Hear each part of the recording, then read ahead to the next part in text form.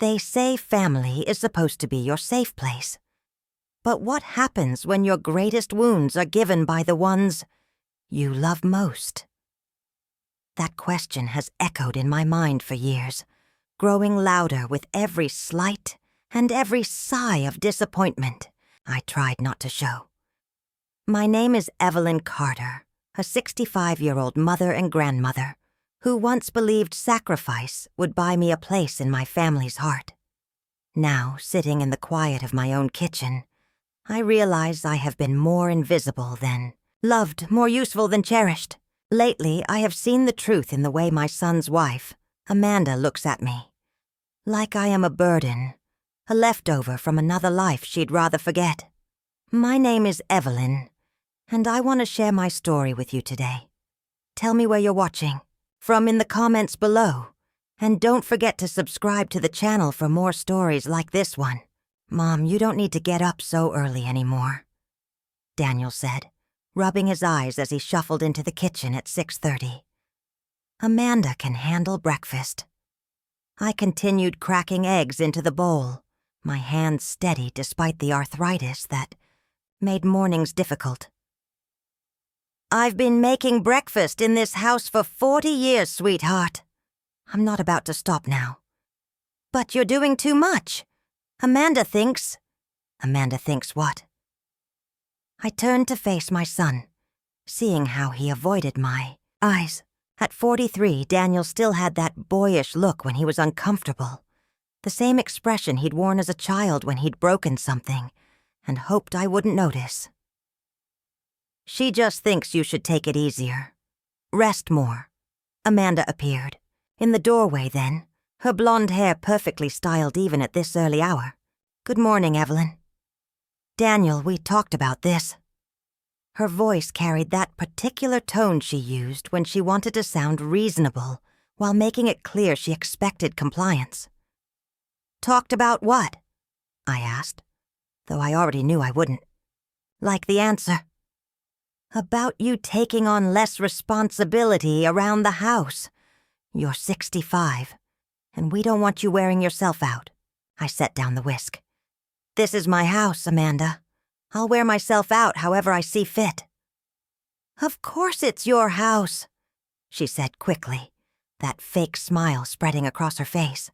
I didn't mean anything by it, I just think, Mommy, where's Grandma Evelyn's pancakes? Lily bounded into the kitchen, her 8-year-old energy filling the space with warmth. She wrapped her arms around my waist. You promised we'd make them together this weekend. We will, sweetheart. I smoothed her dark hair, so much like Daniel's had been at her age. But maybe not this morning. Why not? Lily looked between her parents and me, sensing the tension even if she couldn't understand it. Because Grandma Evelyn needs to rest, Amanda said firmly. She's been doing too much lately, but I like helping Grandma cook. She teaches me things. You can learn from me too, honey. Amanda's voice had an edge now. I know how to cook. I watched Daniel throughout this exchange, saw how he studied his coffee cup instead of defending me or even acknowledging what his daughter had said. When had he become so passive? When had he stopped being the strong-willed boy who used to argue with me about everything? The answer came to me as I looked at Amanda's satisfied expression. It had happened gradually, so slowly I hadn't noticed until it was too late. Every decision, every conversation, every family plan now went through Amanda first. My input had become optional, then unwelcome, then completely irrelevant. I think I'll take my breakfast upstairs, I said quietly. Oh, you don't have to do that, Amanda said, but her relief was obvious. We're family. Eat with us. Are we? The question slipped out before I could stop it. The kitchen fell silent. Even Lily stopped chattering, looking up at me with wide eyes. Of course we are, Daniel said finally, but he still wouldn't meet my gaze. Mom, what's gotten into you lately? What had gotten into me? Maybe it was the way Amanda had rearranged my kitchen without asking, moving things I'd kept in the same places for decades. Maybe it was how she'd thrown away my old recipe cards, calling them clutter and promising to find better versions online. Maybe it was the way she spoke about me on the phone to her friends, thinking I couldn't hear, complaining about having to manage an elderly person. "Nothing's gotten into me," I said. "I'm just tired." "See?" Amanda turned to Daniel triumphantly. "This is exactly what I was talking about. She's exhausted. We need to help her by taking some of these responsibilities off her shoulders." I wanted to laugh at the irony. Help me by preventing me from doing the things that gave my life meaning. Help me by making me feel useless in my own home. "The pancakes, Grandma," Lily whispered, tugging on my pajama sleeve. "You promised." I looked down at her hopeful face and felt something crack inside my chest. "Next weekend, baby, I promise." As I climbed the stairs to my room, plate in hand, I heard Amanda's voice drift up from the kitchen. "See how confused she's getting. Yesterday she couldn't remember where she put her medication. Maybe we should look into some kind of assisted living situation, at least for daycare." "Amanda, she's fine. She's not fine, Daniel. And it's only going to get worse. We need to think about what's best for everyone, including Lily." I closed my bedroom door and sat on the edge of my bed, staring at the eggs that had grown cold. 40 years I'd lived in this house. 40 years I'd raised my children here, worked double shifts as a nurse to pay the mortgage after their father died, sacrificed vacations and new clothes, and sometimes even meals to make sure they had everything they needed. I thought about Grace, my daughter, living 3 states away with her own family. She called every Sunday, but the conversations were always brief, always surface level. She'd escaped this house as soon as she could, and maybe she'd been smarter than I'd given her credit for. From downstairs, I could hear Amanda's parents, Roger and Linda, arriving for their weekly Sunday visit. More voices joined the conversation, and I caught fragments about elderly care, and what's best for the family, and she's becoming a burden. A burden. After everything I'd given, everything I'd sacrificed, I had become a burden. I opened my nightstand drawer and pulled out the small notebook I'd been keeping for the past few months. At first, I told myself it was just to help with my memory, writing down appointments, grocery lists, phone numbers. But lately, I'd been recording other things. The date Amanda threw away my photo albums without asking. The time Daniel forgot. My birthday, but remembered Amanda's parents' anniversary. The morning I found my arthritis medication missing from the bathroom counter. Small things, tiny betrayals that felt enormous when you were living them alone. I picked up my pen and wrote, "Sunday morning. Amanda suggested assisted living. Daniel didn't object. Lily still wants to make pancakes." The last line made me smile despite everything. At least someone in this family still wanted me around. I could hear them all talking downstairs, their voices blending together in the familiar rhythm of family conversation. But I wasn't part of it. I was upstairs, alone, writing in a notebook like some sad character in a movie about forgotten elderly people. The realization hit me then, sharp and clear. I had spent so many years trying to be indispensable that I had made myself invisible instead. I had given so much of myself away that there was nothing left for them to respect or value. But I wasn't dead yet, and I wasn't powerless, no matter what they thought. I looked around my bedroom, really looked at it for the first time in months. The walls were covered with family photos, most of them featuring Daniel and Grace as children, Amanda and Daniel's wedding, pictures of Lily from infancy to now. But there were others too. Photos of me as a young nurse, proud and confident in my white uniform. Pictures of me and my late husband, both of us laughing at some long-forgotten Joke. Images of a woman who had once been more than just a convenient grandmother and unpaid housekeeper. That woman was still here, buried under years of putting everyone else first. Maybe it was time to remind my family that she existed. I closed the notebook and stood up, smoothing my clothes. Then I walked to my dresser and pulled out the folder I kept in the bottom drawer, the one with all the important papers. Property deed, bank statements, insurance policies, my will. Everything that proved this house, this life, this family's financial security, all rested on foundations I had built and continued to maintain. Amanda wanted to talk about what was best for everyone. Perhaps it was time for that conversation, but this time, I would be the one setting the terms. "Evelyn, we need to talk about Lily's school situation," Amanda announced the next morning, not bothering with pleasantries as she sat down at my kitchen table with her laptop open. I continued washing dishes, letting her words hang in the air. These conversations had become routine, Amanda making declarations about family decisions as if I were merely an observer rather than Lily's grandmother. "The private school has an opening," she continued, "but we'll need to adjust the household budget." "Adjust how?" I asked, though I suspected I already knew. "Well, your pension covers most of our monthly expenses, but private school tuition is substantial. We might need to look at cutting back on some of your medical expenses."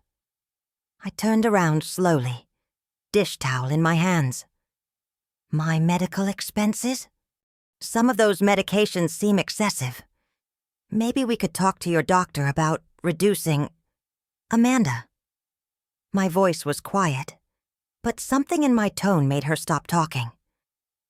"Are you suggesting I give up my heart medication so you can send Lily to private school?" "Of course not. I'm just saying maybe some of the pills aren't really necessary. My mother always said doctors overprescribe to elderly patients." Daniel walked in then, coffee mug in hand, and I could see from his expression that they'd already discussed this. "Mom, we're just trying to find solutions. The public school in this district isn't great, and we want what's best for Lily." "What's best for Lily?" I repeated. "And what about what's best for me?" "You want what's best for Lily, too," Amanda said with that patronizing smile. "You love her." "I do love her. Which is exactly why I've been paying for her dance lessons, her summer camp, and half her clothes for the past 3 years. Amanda's smile faltered. "We appreciate everything you do. Do you? Because yesterday I overheard you telling your friend Sarah that you were stuck babysitting an old lady, and how you wished I would just find somewhere else to live." The kitchen went silent. Daniel stared at his coffee. Amanda's face flushed red. "You were eavesdropping," she said finally. "I was walking past the phone in the hallway of my own house," I corrected. "The same hallway where I heard you tell Daniel's boss at the Christmas party that you were looking into senior communities for me." "Mom, that's not— We were just exploring options," Daniel stammered. "Options for what? Getting rid of me?" "No one wants to get rid of you," Amanda said, but her voice lacked conviction. "We just think maybe you'd be happier somewhere with people your own age. Activities designed for seniors. Professional care." I laughed, but there was no humor in it. "Professional care? You mean people paid to tolerate me, instead of family who should love me?" "We do love you," Daniel said, finally meeting my eyes. "But Amanda's right. You're getting older and we worry." "About what? About me forgetting where I put things? About me needing help opening jars? Or are you worried about how much it costs to keep me around?" The accusation hung in now, the air like smoke. Amanda's face went white. "That's not fair. she whispered. "Isn't it?" "Let me tell you what's not fair, Amanda. What's not fair is working 43 years as a nurse, saving every penny to buy this house and secure my family's future, only to be treated like an inconvenient guest in my own home. This is ridiculous." Amanda stood up abruptly. "I'm trying to have a rational conversation about finances, and you're turning it into some kind of attack. Am I? Then let's talk about finances. Let's talk about how my pension pays the mortgage on this house. Let's talk about how my savings account has covered your family's emergencies for the past 5 years. Let's talk about the loan I co-signed for Daniel's truck or the credit card debt I helped you pay off last Christmas." Daniel looked stricken. "Mom, we never asked you to—" "You never asked because you never had to. I offered. I gave. I sacrificed. And now you want to warehouse me somewhere so you can enjoy the benefits without dealing with the inconvenience." "Nobody said anything about warehousing," Amanda protested. "We're talking about your quality of life." "My quality of life? You want to improve my quality of life? Try asking my opinion before rearranging my kitchen. Try saying thank you when I cook dinner every night. Try treating me like a family member instead of like hired help you can't afford to fire." Roger and Linda chose that moment to walk through the back door, letting themselves in as they'd taken to doing lately. They stopped short when they saw the tension in the room. "Oh my," Linda said, her voice dripping with false concern. "Are we interrupting something?" "Just discussing some family matters," Amanda said stiffly. "Ah." Roger nodded knowingly. "The senior living discussion. We think it's wonderful that you're exploring options for Evelyn. Independence is so important at this age." I stared at him. "Independence? You mean like the independence you and Linda have been enjoying while living in my house, rent-free for the past 8 months?" The silence was deafening. "Well," Linda said finally, "we certainly appreciate your hospitality, but we've been contributing." "Contributing what?" I asked. "Roger, you've been unemployed for 6 months. Linda, you spend your days redecorating my living room and complaining about my cooking. What exactly have you contributed besides criticism and extra laundry?" "Evelyn," Amanda's voice was sharp now, "that's enough. You're being cruel." "I'm being honest. There's a difference, though I understand why you might not recognize it." Daniel set down his coffee mug with a loud clink. "Mom, please, this isn't helping anyone." "You're right," I said quietly. "This isn't helping, because helping would require any of you to actually care about my well-being instead of just figuring out how to manage me." I untied my apron and laid it on the counter. "You know what?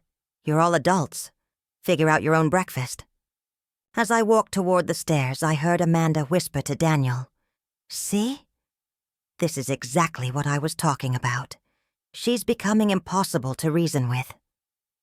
But I also heard something else. Lily's voice from the living room, where she'd apparently been listening. "Daddy, why is everyone being mean to Grandma Evelyn?" "Good question, sweetheart." I wondered if any of them had a good answer. In my room, I opened the notebook again and wrote, "Monday morning. Amanda wants me to give up medical care to pay for private school. Roger and Linda defended the idea of senior living. Daniel said nothing. Lily asked why everyone is being mean to me." Then I added, "Time to call Grace." I picked up my phone and dialed my daughter's number. It rang 3 times before she answered. "Mom? Is everything okay? You usually call on Sundays." "Grace, honey, I need to ask you something, and I need you to be completely honest with me." "Okay." Her voice was cautious. "Do you think I'm becoming a burden to Daniel's family?" The pause was long enough to be answer in itself. Mom, why are you asking me that? Because I need to know if I'm losing my mind or if I'm actually being pushed out of my own life. Another pause. Then, quietly, tell me what's happening. So I did. I told her about the medication comments, the assisted living suggestions, the way Amanda spoke about me when she thought I couldn't hear.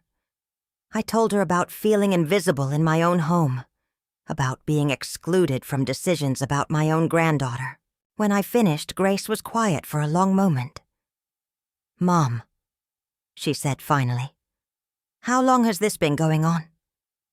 "Gradually, over the past 2 years, but it's getting worse." "Why didn't you tell me sooner?"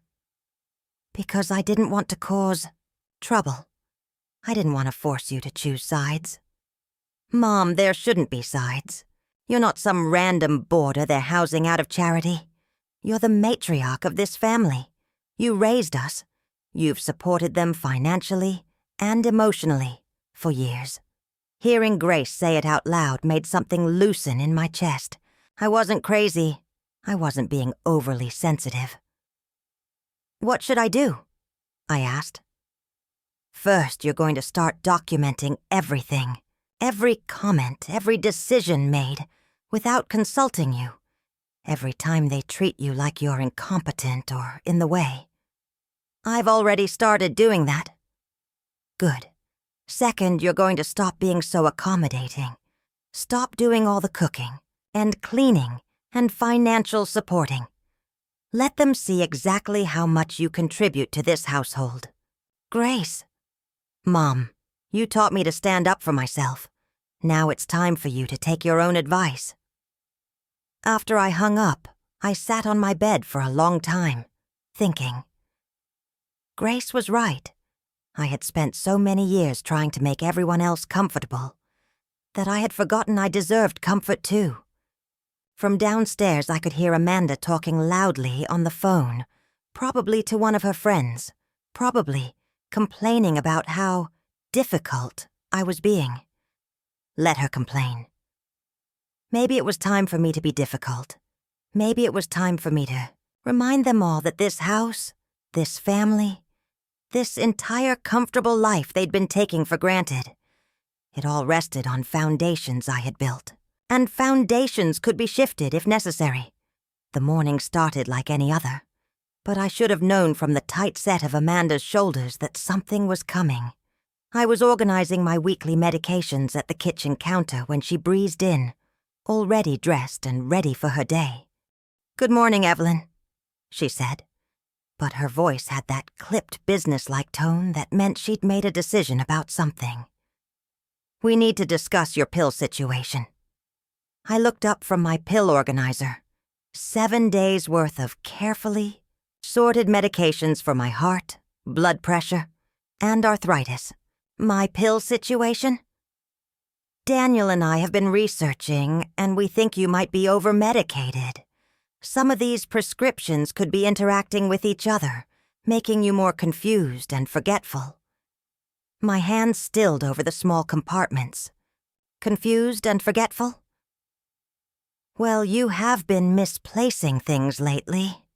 And yesterday you seemed uncertain about what day it was when the mailman came."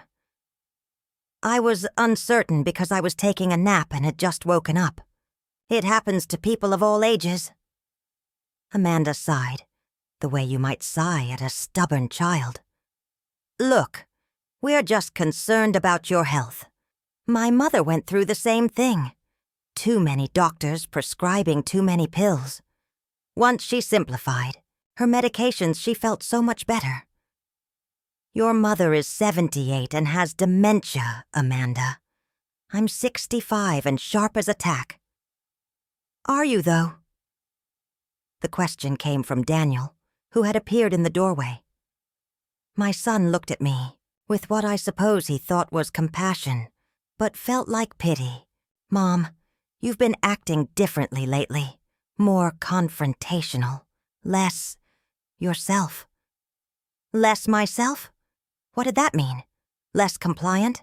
Less willing to be invisible?" I've been acting like someone who's tired of being treated like a child in her own home," I said quietly. "See?"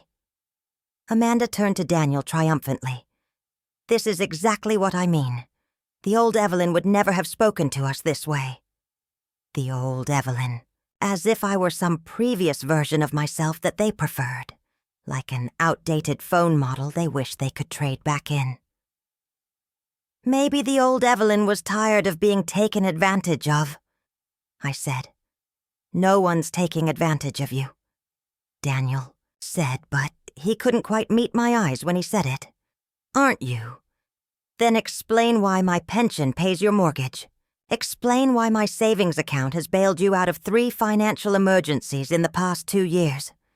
Explain why I'm cooking, cleaning, and babysitting while you two discuss my mental competency behind my back." "Mom, that's not..." "It's not what? Not accurate? Then tell me which part I got wrong." Amanda stepped forward then, and I saw something flash in her eyes that looked almost like triumph. "Actually, Evelyn, we think the best thing for everyone would be if you took a step back from managing these things. The stress clearly isn't good for you." "Managing what things?" "The household expenses, the medications, the constant worry, about everything. Let us take care of you for a change." I stared at her, understanding flooding through me like ice water. "You want to take over my finances?" "We want to help you," Daniel said quickly. "Take some of the burden off your shoulders. By controlling my money. By managing it more efficiently," Amanda corrected. "Some of these medical expenses are probably unnecessary. Some of these household costs could be streamlined. We could make your money go further."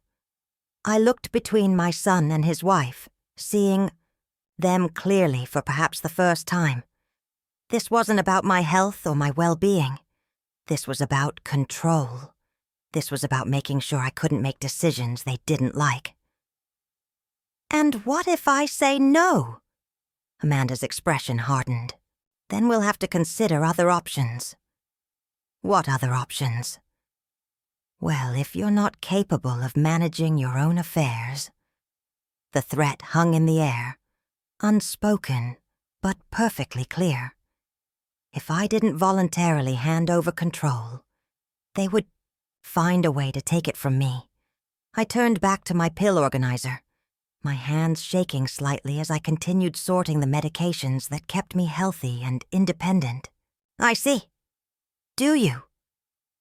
Amanda's voice was gentle now, fake kind in the way that made my skin crawl. "We're not trying to hurt you, Evelyn. We love you. But love sometimes means making hard decisions." "You're right," I said quietly. "Sometimes it does." I finished organizing my pills and snapped the lid shut. Then I picked up the organizer and walked to the trash can. "What are you doing?" Daniel asked. I opened the trash can and dumped the entire week's worth of medications into it. Pills scattered across banana peels and coffee grounds, a rainbow of capsules and tablets that represented my health, my independence, my ability to stay in my own home. "Mom!" Daniel rushed forward, but I held up my hand. "You said I was over-medicated. You said these pills were making me confused and forgetful. So I'm taking your advice." "But you need those medications." "Do I? According to Amanda, they're just making me worse. According to you, I'm not capable of managing my own health anyway. So, here we are." Amanda stared at the trash can, her face pale. "Evelyn, you're being ridiculous. You can't just stop taking your medications." "Why not? If I'm as incompetent as you both seem to think, then surely you can't expect me to make rational decisions about my health care." "That's not what we said, isn't it?" I looked at both of them. These people who were supposed to love me, who were instead plotting to strip away my autonomy piece by piece, Because it sounds to me like you've decided I'm not fit to manage my own life. Lily appeared in the doorway then, her school backpack over her shoulders, ready for me to drive her to school, as I did every morning. She took one look at the tension in the room, and her face crumpled. "What's wrong?" she asked in a small voice. "Nothing, sweetheart," Amanda said quickly, but her voice was strained. "Grandma Evelyn is just not feeling well this morning. Are you sick, Grandma?" Lily moved toward me, her 8-year-old eyes wide with concern. I knelt down to her, level, ignoring the sharp pain in my knees. "I'm not sick, baby, but I think maybe Mommy and Daddy should drive you to school today." "But you always drive me. We sing songs in the car." "I know, but things are going to be different now." Lily looked between her parents and me, sensing something she was too young to understand, but old enough to fear. "Different how?" "Your grandma is just going through some changes," Daniel said awkwardly. "Growing older sometimes means...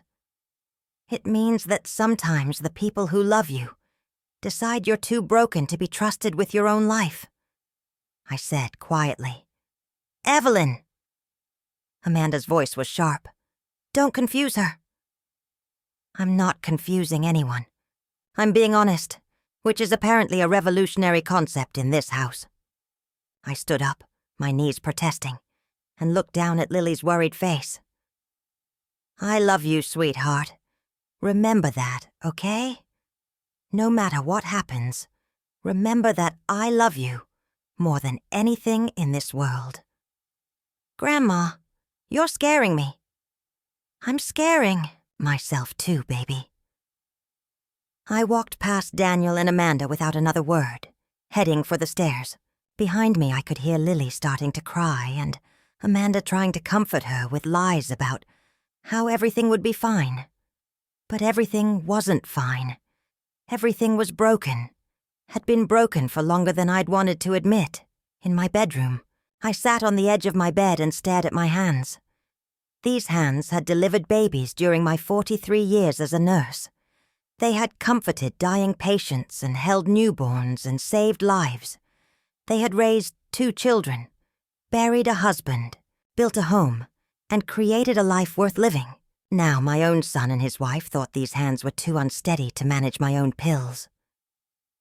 I opened my nightstand drawer and pulled out the folder with my important papers. Then I picked up my phone and dialed a number I'd memorized but never used. Helen Simmons speaking. "Helen, it's Evelyn Carter. Remember you said if I ever needed help with legal matters, I should call?" "Of course, dear. What's going on?" "I think I need to protect myself from my own family." There was a pause. "Can you be more specific?" So I told her. I told her about the medication disposal, about the threats regarding my competency, about the gradual erosion of my role in my own life. I told her about Amanda's parents living rent-free while suggesting I needed professional care. I told her about my son's silence in the face of his wife's manipulations. When I finished, Helen was quiet for a long moment. "Evelyn," she said finally, "how soon can you come to my office?" "Today? Today. And bring all your financial documents, your medical records, and any evidence you have of these conversations. Helen, I don't want to destroy my relationship with my son." "Honey, from what you've told me, they're working very hard to destroy their relationship with you. Sometimes the only way to save what matters is to be willing to lose what doesn't." After I hung up, I sat in the quiet of my bedroom and listened to the sounds of my family getting ready for their day without me. Amanda's voice, crisp and efficient as she organized Lily's school things. Daniel's heavier footsteps as he got ready for work. Lily's questions about why Grandma was upset and why she couldn't ride with me to school anymore. I thought about the woman I'd been before I became invisible. Strong, capable, respected. That woman wouldn't have let anyone treat her this way. Maybe it was time to remind them that she still existed. I opened my notebook and wrote, Wednesday morning. Amanda and Daniel demanded control of my medications and finances under threat of competency proceedings. I disposed of my medications to call their bluff, called Helen Simmons for legal consultation. Then I added, it's time to stop being a victim in my own story. Grace, I need you to listen very carefully, I said into the phone, keeping my voice low, even though I could hear Amanda and Daniel arguing downstairs about who was going to handle the Evelyn situation. Mom, what's wrong? You sound different. Everything's wrong, but I'm going to fix it. I told her about the medication incident, about the threats, about my meeting with Helen that afternoon. Jesus, Mom. I knew Amanda was difficult, but this sounds like... Like what? Like elder abuse. Financial manipulation at the very least. The words hit me hard, even though I'd been thinking the same thing. I don't want to believe that's what this is. What you want to believe and what's actually happening are two different things, Grace said gently. Tell me about this lawyer, friend of yours. Helen Simmons. We worked together at the hospital years ago before she went to law school. She specialized in elder law after her own mother went through something similar. Good. Mom, I want you to know I support whatever you need to do. And if you need me to come there, not yet, but soon maybe. After I hung up, I gathered all my important documents. Bank statements, property deed, insurance policies, medical records, and my carefully kept notebook documenting the past months of gradual disrespect and manipulation. The meeting with Helen was scheduled for 2 o'clock. I dressed carefully, choosing the navy blue suit I'd worn to Daniel's wedding, the one that made me look professional and competent. I needed to look like someone who was perfectly capable of managing her own affairs. Where are you going? Amanda asked when I came downstairs with my purse and car keys. Out. Out where? You seemed upset this morning, and after what happened with your medications. What happened with my medications is that I made a choice about my own health care. Last time I checked, I was still allowed to do that. Of course you are, but nothing, Amanda. I'm going out. I don't need your permission, and I don't need to explain myself. Daniel appeared from the kitchen. Mom, maybe you shouldn't be driving right now. You're clearly upset. I've been driving for 47 years without killing anyone. I think I can manage a trip to town. But without your medications.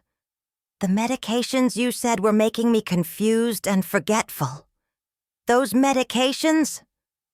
They exchanged glances, and I could practically see them calculating. They'd pushed too hard too fast, and now they were trying to backtrack.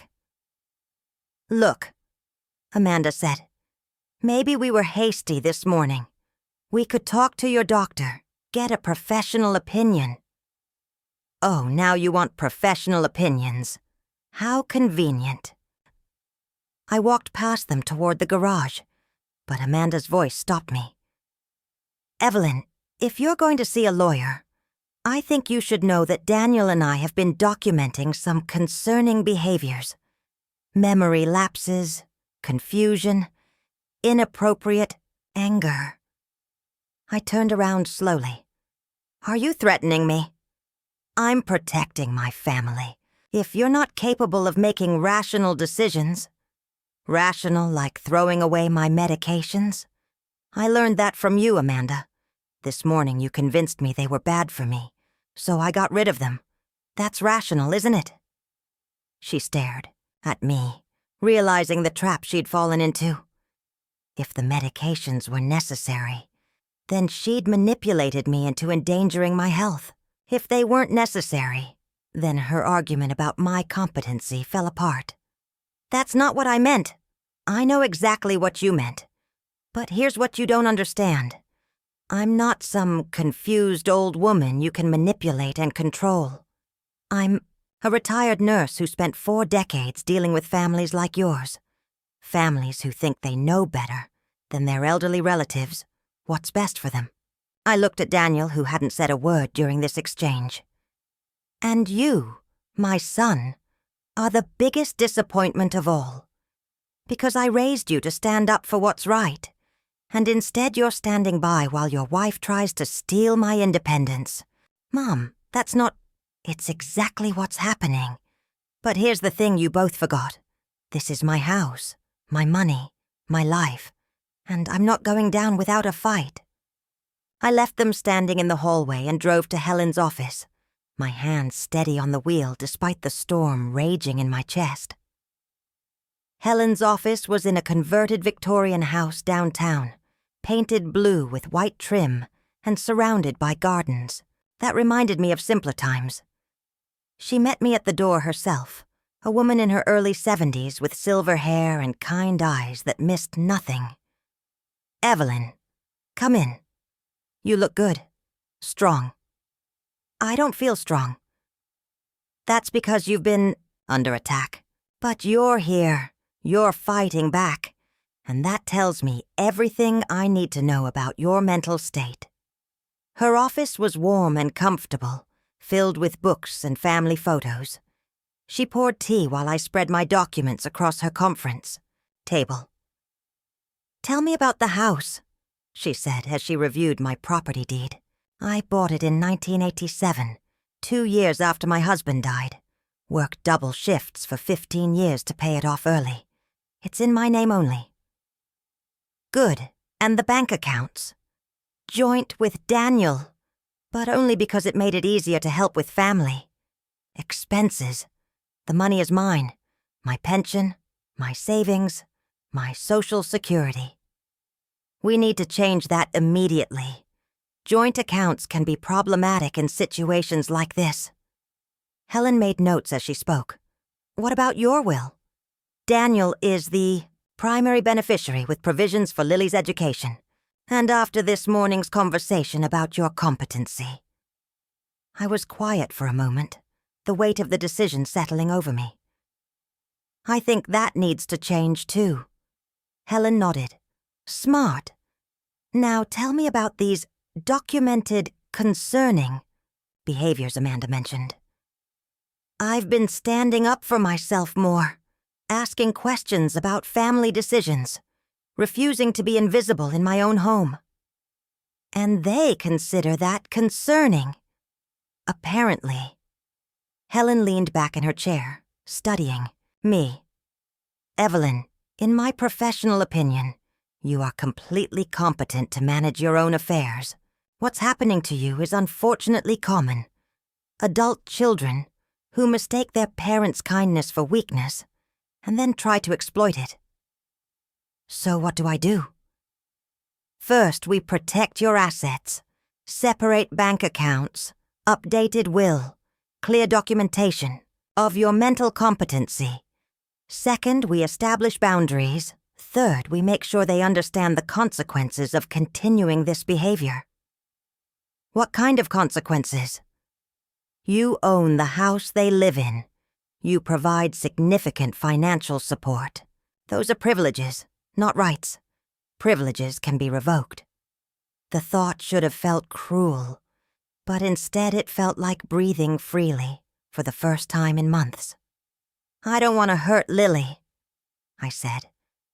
"We'll make sure any arrangements, protect Lily's interests. But Evelyn, you can't set yourself on fire to keep other people warm." We spent the next 2 hours going through everything. My finances, my rights, my options. Helen introduced me to her associate, Marcus, a younger lawyer who specialized in family conflicts.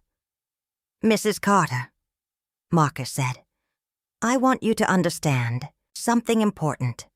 What your family is doing, the threats about competency, the attempts to control your finances, the isolation and manipulation, These are textbook signs of elder abuse. I keep hoping I'm overreacting. You're not. And the fact that you're worried about overreacting tells me you're thinking clearly. People with actual competency issues don't usually question their own judgment this way. By the time I left Helen's office, I had a plan. New bank accounts would be opened tomorrow. My will would be rewritten by the end of the week. And most importantly, I had legal documentation of my competency that would make any future challenges much more difficult. I also had something else. A sense of my own power that I'd forgotten I possessed. When I got home, Amanda and Daniel were waiting in the living room like worried parents whose teenager had missed curfew. "How was your appointment?" Amanda asked, her voice carefully neutral. "Productive." "Mom, we've been talking," Daniel said. "Maybe we were too hasty this morning. Your medications are important." "Yes, they are. Which is why I called Dr. Peterson and got new prescriptions. I'll be picking them up tomorrow." "That's good," Amanda said, though she looked confused. "And maybe we should all sit down and discuss the household arrangements more calmly." "The household arrangements are going to change," I said, "but we'll discuss that when I'm ready." "What kind of changes?" Daniel asked. "The kind that will make sure everyone in this house understands their role and their responsibilities." I started toward the stairs, then turned back.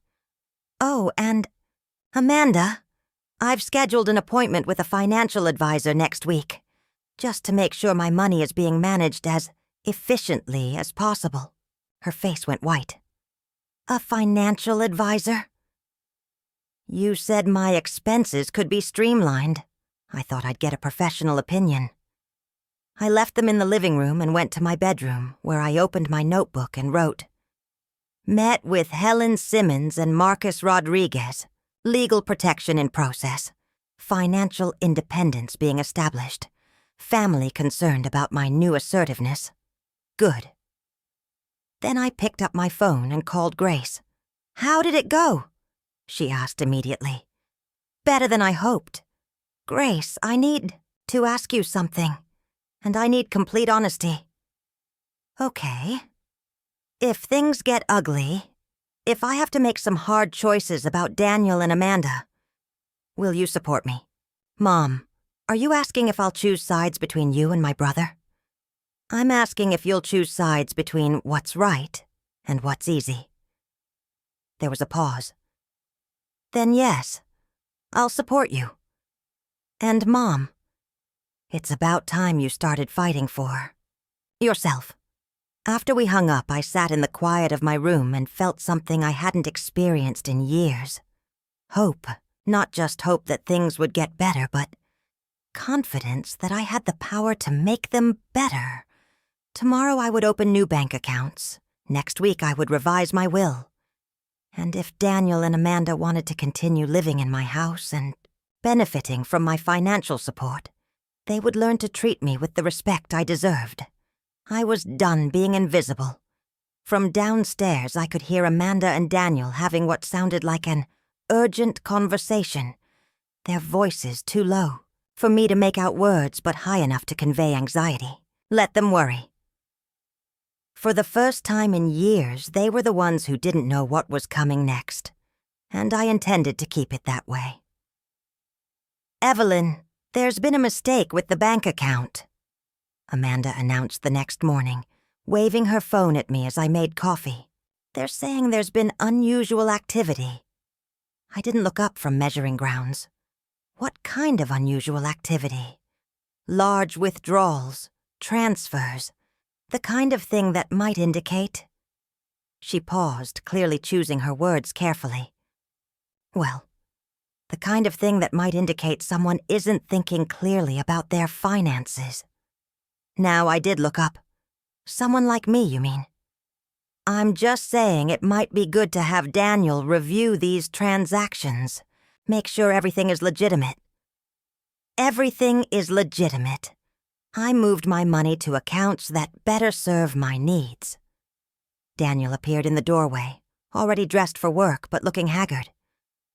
"Mom, about these new bank accounts. What about them?" "Well, we're worried. Moving large sums of money suddenly. Closing accounts we've had for years. It seems impulsive." I poured my coffee slowly, considering my words. Impulsive? Like throwing away my medications was impulsive? That's different. Is it? Both were decisions about my own life and my own property. But somehow, when I make financial decisions, I'm being impulsive. When I make medical decisions based on your advice, I'm being rational. Amanda stepped forward. "We're just concerned about your judgment lately." "My judgment is fine. In fact, my judgment has never been clearer." I sat down at the kitchen table with my coffee and opened the newspaper, a signal that the conversation was over. But Amanda wasn't done. "Evelyn, we need to talk about the household finances. If you're moving money around, we need to understand how that affects the mortgage, the utilities, Lily's expenses. The mortgage on my house is automatically paid from my pension. It always has been. As for utilities and Lily's expenses, those are family responsibilities that should be shared by all the adults in the family. But I've always covered more than my fair share. That's going to change." Daniel sat down across from me. "Mom, what's this really about? You're acting like we're your enemies." I looked at my son, really looked at him. When had he gotten so tired looking? When had his face taken on that permanently worried expression? "Daniel, do you remember when you were 12 and you wanted that expensive baseball glove? What does that have to do with... Do you remember what I told you when you asked for it?" He was quiet for a moment. "You said I had to earn it. Do extra chores, save my allowance, show that I really wanted it." "And did you?" "Yes. It took me 4 months. And how did you feel when you finally got it?" "Proud, like it really belonged to me because I'd worked for it." I nodded. "That glove lasted you through high school because you took care of it. You valued it because you'd earned it." "I still don't understand." "This family has been living on my generosity for so long that you've forgotten how to earn what you have. You've forgotten that respect, like that baseball glove, is something you have to work for." Amanda's face flushed. "We do respect you."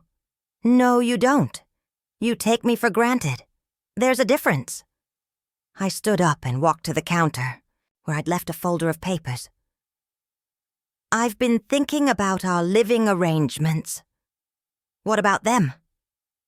Daniel's voice had an edge now. "This house has become very crowded. 5 adults and 1 child in a 4-bedroom house. It's time to make some changes." "What kind of changes?" Amanda asked, though from her expression I could tell she already suspected. "Roger and Linda will need to find their own place by the end of the month." The silence was deafening. "You can't be serious," Amanda whispered. "I'm completely serious. They've been here 8 months, contributing nothing, and making it clear they think I should be in assisted living. It's time for them to experience some independence." Amanda's mouth opened and closed like a fish. She was realizing too late that every argument she made either contradicted her earlier positions or proved my point about their manipulation. "This is exactly what I'm talking about," Daniel said. "You're twisting everything we say, turning our concern into some kind of attack." "Your concern? Daniel, when was the last time you asked me how I was feeling? Not about my medications or my finances or my concerning behaviors, but about me? When was the last time you asked if I was happy?" The question seemed to catch him off guard. We ask about your health all the time." My health isn't the same as my happiness.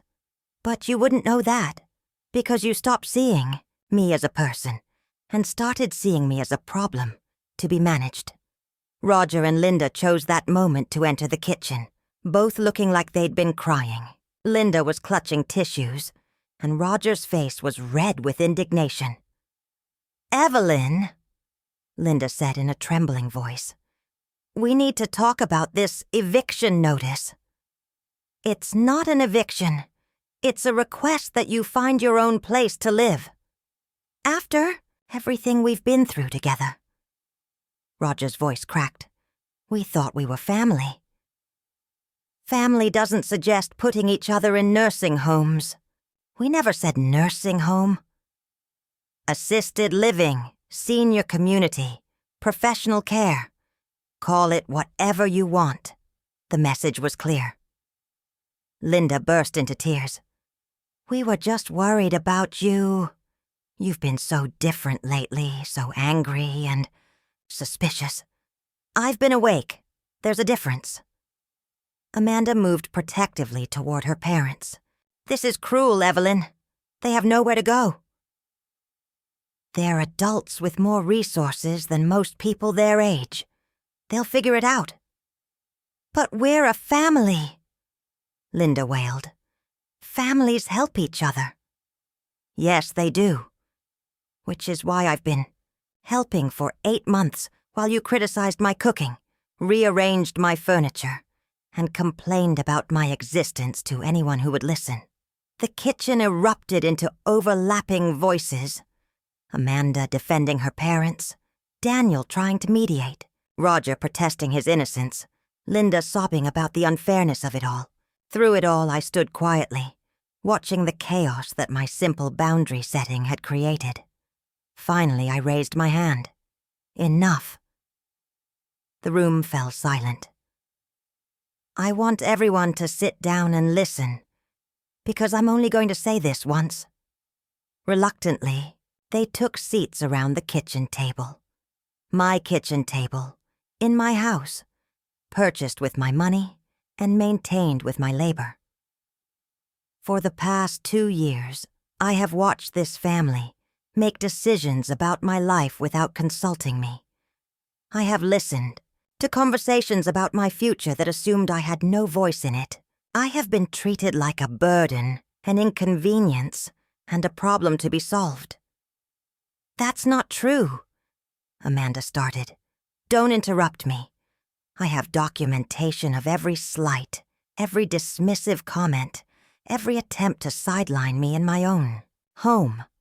I have dates, times, and witnesses." I pulled out my notebook and opened it to a random page.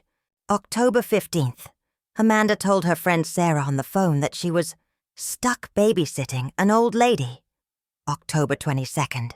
Roger suggested I was getting senile when I couldn't find my reading glasses. November 3rd. Linda threw away my vegetable soup, saying it was too salty for elderly palates.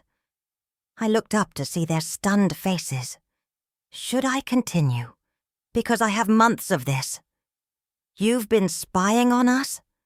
Amanda whispered. "I've been documenting the systematic erosion of my dignity in my own home, and now I'm putting a stop to it." I closed the notebook. "Here are the new rules. Roger and Linda have until the end of the month to find their own place. Household expenses will be divided equally among all adults.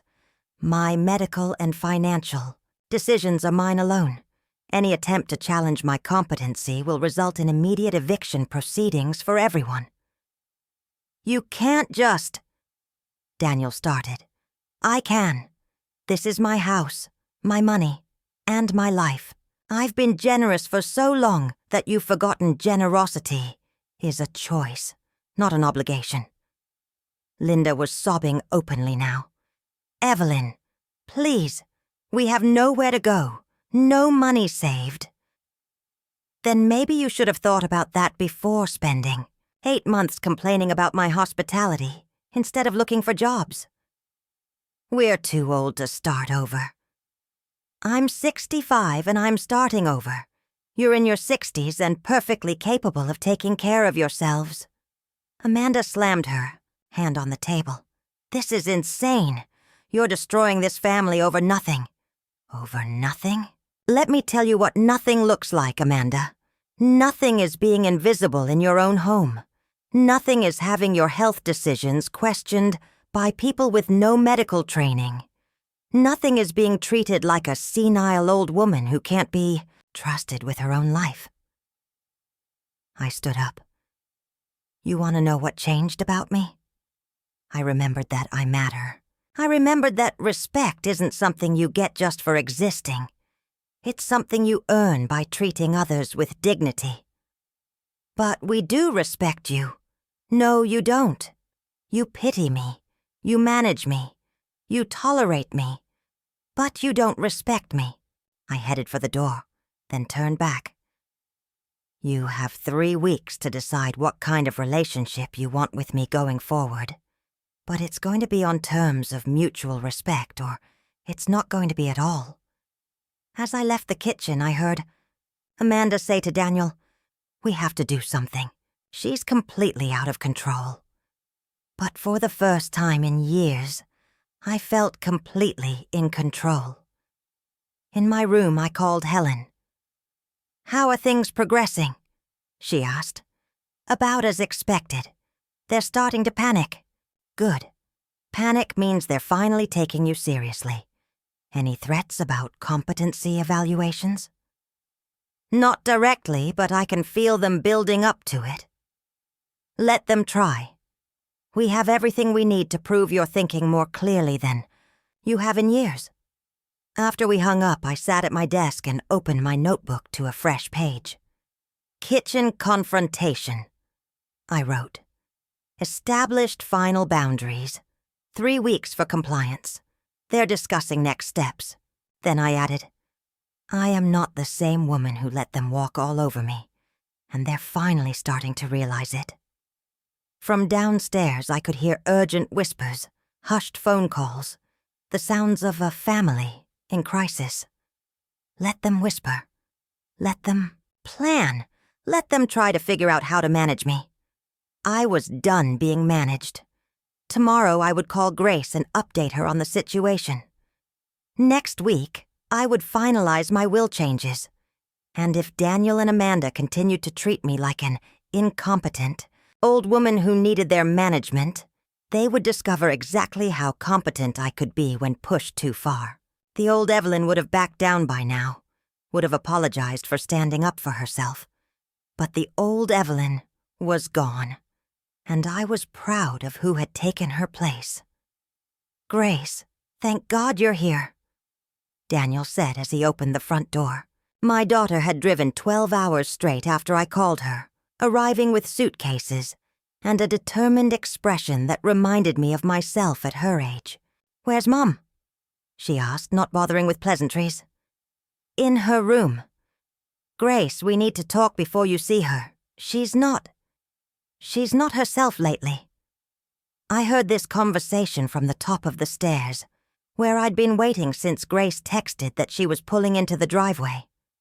It was interesting to hear how they planned to frame my behavior for my daughter. "What do you mean, not herself?" Grace asked. Amanda appeared from the kitchen, her face drawn with exhaustion. "She's become paranoid, aggressive, making wild accusations about our family. We're worried about her mental state." "Accusations about what?" "She thinks we're trying to steal her money, force her out of her house, have her declared incompetent. It's complete nonsense." "Is it?" Grace's voice was cool. "Because from what she told me on the phone, it sounds like you've been treating her pretty badly."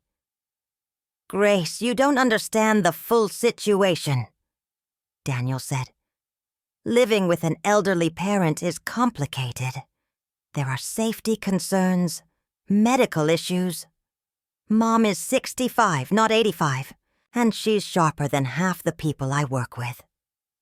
I decided it was time to make my entrance. "Hello, sweetheart." I said, coming down the stairs.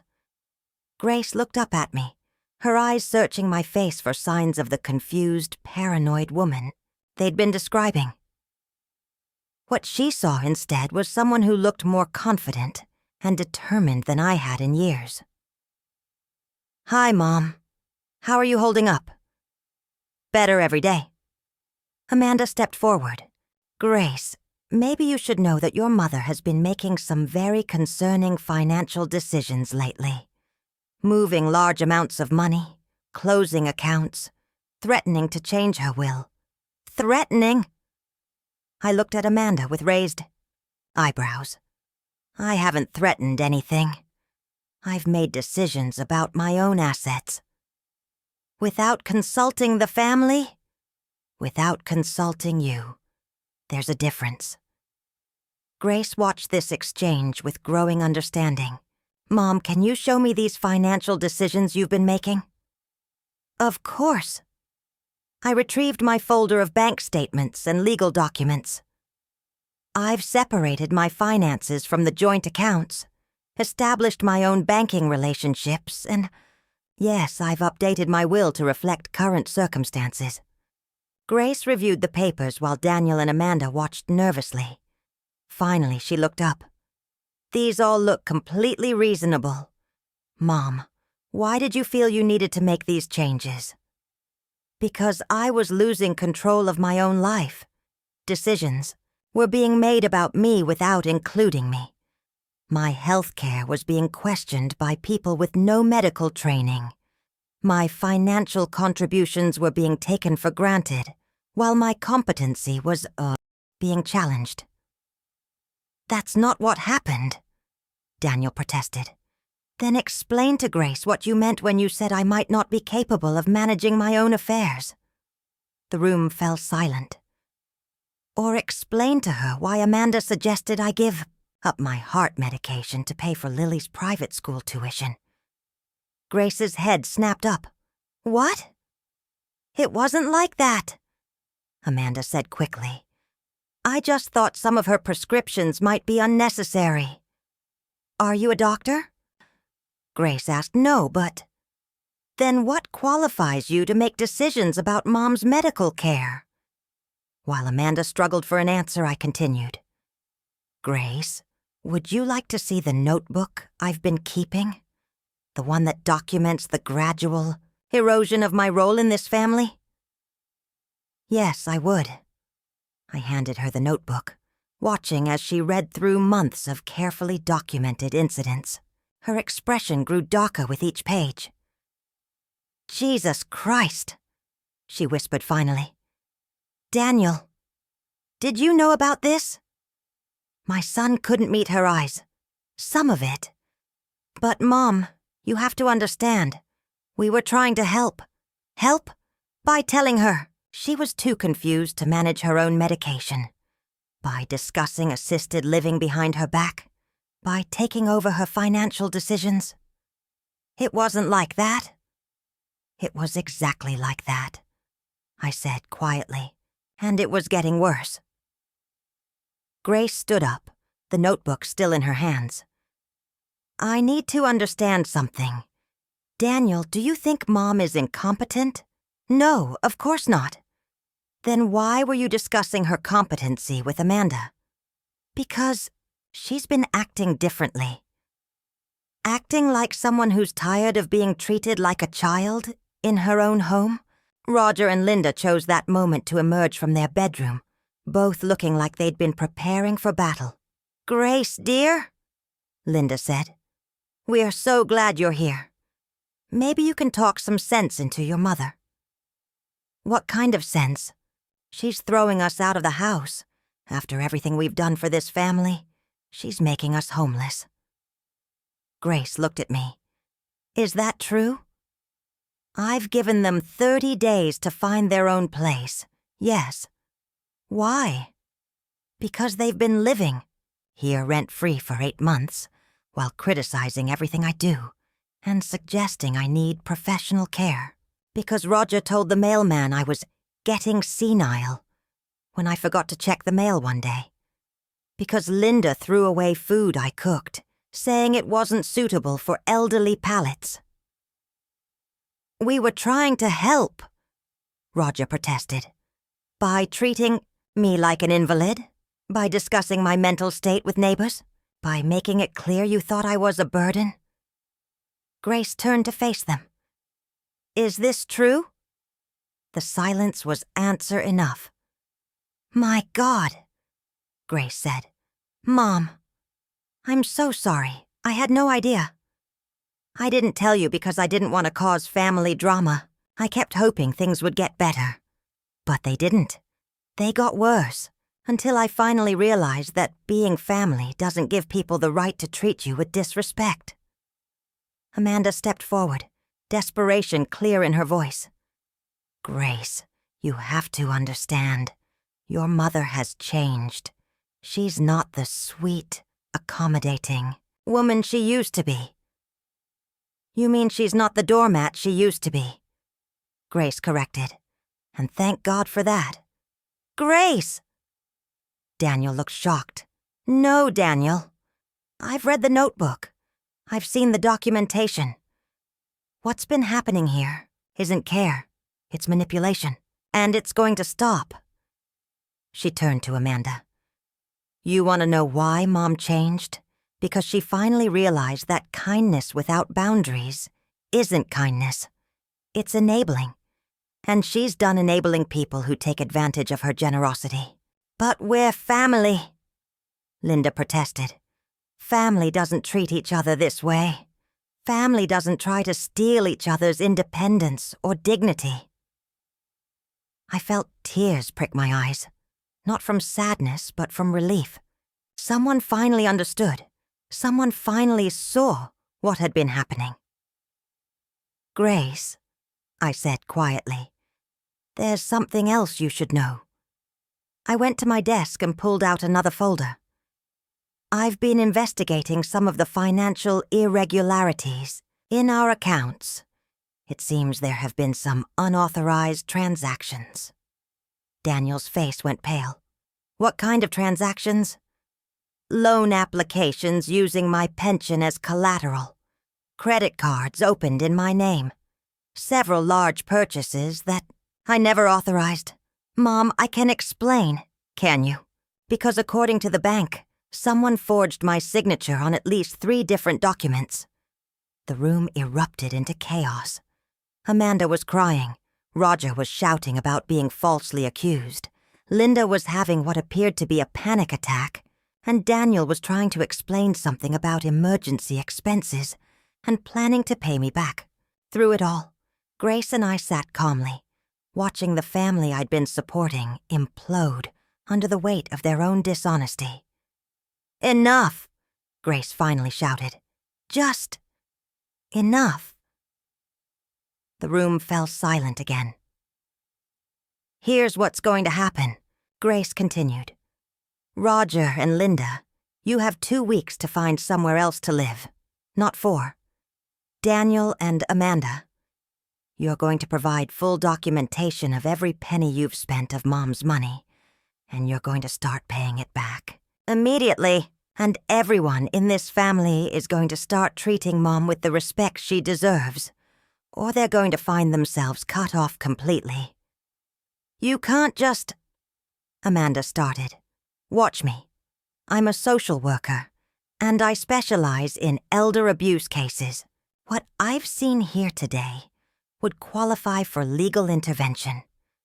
The only reason I'm not calling protective services right now is because Mom is handling this herself." I looked at my daughter with pride. This was the strong, principled woman I'd raised. This was someone who understood that love meant protecting people, not controlling them.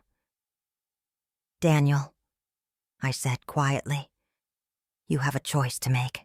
You can continue supporting Amanda's treatment of me, or you can remember that I'm your mother, and I deserve better." My son looked between his wife and me, and for the first time in years, I saw him really thinking about what was right instead of what was easy. "I choose you, Mom," he said finally. "I'm sorry it took me so long to see what was happening." Amanda stared at him in shock. "Daniel, you can't be serious." "I am serious. Mom is right. We've been taking advantage of her.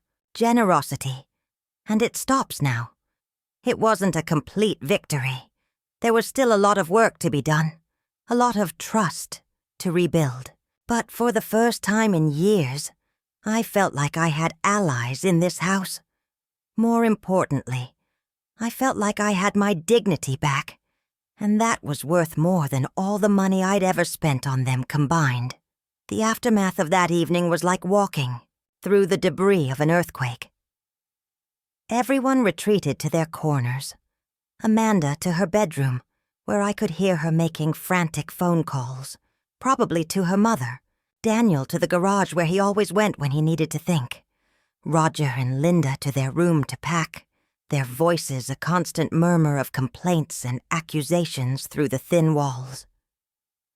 Grace and I sat in the kitchen sharing a pot of tea, like we used to when she was younger, and would come to me with her problems. "Mom," she said, wrapping her hands around her mug, "I need to ask you something, and I want you to be completely honest with me. Always. Are you doing this for revenge? Or are you genuinely trying to fix the family?" I considered her question carefully. It deserved a thoughtful answer. 6 months ago, I would have said I was trying to fix things. But now I realize there's a difference between fixing something and enabling something to continue being broken. I paused, watching the steam rise from my tea. "I'm not trying to destroy this family, Grace. But I'm also not going to sacrifice my dignity to hold it together anymore." She nodded slowly. "Good. Because what I saw tonight, that wasn't a family. That was a group of people who had gotten comfortable taking advantage of someone's love. We sat in comfortable silence for a while, both lost in our own thoughts. Then Grace spoke again. What happens now? Now we find out who really wants to be part of this family, and who was just here for the benefits." As if summoned by our conversation, Daniel appeared in the doorway. His hair was disheveled, and he looked like he'd aged 5 years in the past 2 hours.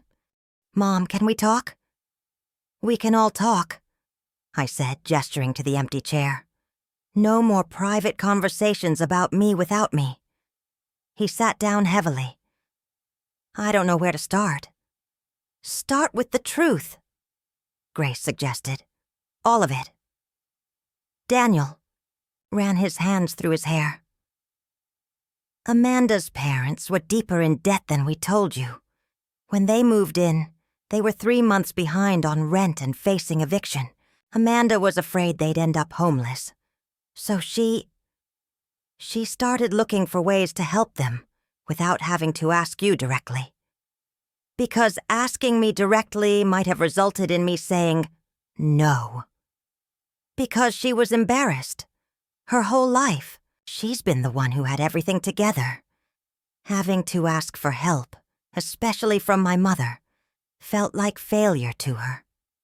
I felt a flicker of something that might have been sympathy, but I pushed it aside. Understanding someone's motivations didn't excuse their actions. So instead of being honest, she decided to take what she needed? It wasn't supposed to be taking. She was going to pay it back. We both were. But then Dad needed surgery, and Lily's school expenses came up and there were car repairs. "Daniel," Grace interrupted. "Do you hear yourself? You're listing reasons why it was okay to steal from Mom. I know how it sounds. It sounds like you and Amanda made a series of choices to prioritize everyone, except the person who was actually providing the money." Daniel was quiet for a long moment. Then he looked directly at me. "Mom, I need you to know that I never wanted to hurt you. But Amanda, she has a way of making her problems feel like emergencies, and her solutions feel like the only options." "That's not an excuse, son. I know. I'm not trying to make excuses. I'm trying to explain how I lost sight of what was right. Grace leaned forward. Daniel, the question isn't how you got here. The question is what you're going to do now. Before he could answer, Amanda appeared in the doorway. Her eyes were red, and she'd clearly been crying. But there was something different about her posture. Less defiant, more defeated. Can I join this conversation?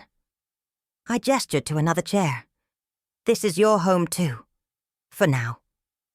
She sat down, her hands folded tightly in her lap. I owe you all an apology, especially you, Evelyn. It was the first time in years she'd called, me by my name instead of just avoiding addressing me directly. I'm listening. I was scared. My parents have never been good with money, and I've been bailing them out since I was in college. When they needed help again, I panicked. And instead of being honest about our situation, I convinced myself that you wouldn't miss the money, that you'd want to help if you knew how desperate things were. But you never gave me the chance to make that choice. No, I didn't, because I was afraid you'd say no, and then I'd have to choose between your disapproval and my parents' homelessness. Grace spoke up. Amanda, did it ever occur to you that Mom might have said yes? That she might have been willing to help if you'd been honest about the situation? Amanda looked genuinely surprised by the question. Honestly? No. I always felt like Evelyn barely tolerated me. I thought she saw me as the woman who took her son away. I stared at her. Is that really what you thought? Wasn't it true? I considered this. Had I made Amanda feel unwelcome? Had my protectiveness of Daniel come across as rejection of her? Amanda, when Daniel first brought you home, I was thrilled. He was happy, and you seemed to make him happy. If I seemed reserved, it was because I was trying to give you both space to build your relationship without interference from his mother. But you were always so perfect. Perfect house, perfect meals, perfect relationship with Daniel. I felt like I could never measure up. So you decided to tear me down instead of asking for help building yourself up? The words came out harsher than I'd intended, but they needed to be said. Amanda flinched. Yes, and I'm sorry. I'm so sorry. We all sat in silence for a moment. Then Daniel cleared his throat. What do we do now? How do we fix this? I looked around the table at these three people. My son, my daughter, and the woman who had been my adversary, but might still become my daughter-in-law in truth, rather than just in law. We start with the truth. Complete financial transparency. Every penny that was taken gets documented and repaid. No more joint accounts, no more assumptions about my money or my decisions. Okay, Daniel said immediately. Second, we establish boundaries. My medical decisions are mine to make, with input from my doctors and no one else. My living situation is mine to decide. My money is mine to spend or save as I see fit. Understood. Third, Roger and Linda find their own place. I'm willing to help with a security deposit, but they cannot continue to live here while treating me like an invalid. Amanda nodded, tears starting again. They're already looking. They know they crossed a line. Fourth, family meetings. Once a week, we sit down and talk honestly about issues before they become crises. No more whispered conversations. No more decisions made about people without including them. I like that idea, Grace said. Finally, I continued, we all go to counseling, together and separately, because this family has developed some very unhealthy patterns of communication, and professional help might be the only way to break them. Daniel looked at Amanda, who nodded slowly. "We'll do whatever it takes," he said. I looked at each of them carefully. "This isn't going to be easy. Trust, once broken, takes time to rebuild. There will be setbacks. There will be moments when the old patterns feel easier than the new ones." "But it's possible," Amanda asked, quietly. "To fix this?" "It's possible to build something better than what we had," I said. "Whether that's worth the effort is something each of us has to decide for ourselves." Grace reached across the table and squeezed my hand. "It's worth it, Mom. You're worth it." For the first time in months, I felt something that might have been hope stirring in my chest. Not the desperate hope I'd clung to when I was trying to hold everything together through silence and sacrifice, but a realistic hope based on honest communication and clear boundaries. It wasn't the family I'd dreamed of when Daniel first got married, but it might be something better, a family built on respect rather than obligation, on choice rather than guilt. And that, I thought as I looked around the table at these three, people who were finally seeing me as I really was, might be worth fighting for after all.